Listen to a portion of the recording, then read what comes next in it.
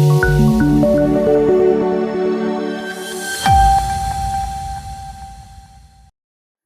દર્શક મિત્રો, સમાચારની વાત કરવામાં આવે તો વાઘોડિયા અને વડોદરા તાલુકાના સખી મંડળની મહિલાઓને પ્રાકૃતિક કૃષિ અંગે તાલીમ આપવામાં આવી।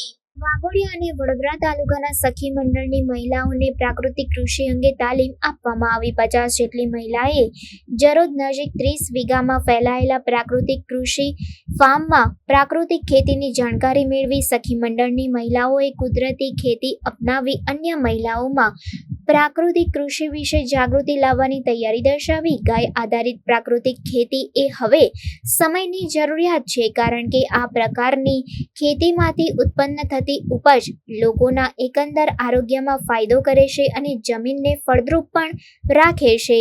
આ 5 દિવસીય તાલીમમાં કુદરતી ખેતી તરફ વળવા ઈચ્છતી વાઘોડિયા અને વડોદરા તાલુકાના વિવિધ સખી મંડળોની મહિલાઓએ ભાગ લીધો હતો। આ તાલીમમાં જરોદ ખાતે નર્મદા મુખ્ય નહેર પાસે અદિરણ ખાતે આવેલા ફાર્મની અંદર થિયરી અને 1 દિવસની પ્રેક્ટિકલ તાલીમનો સમાવેશ થયો હતો।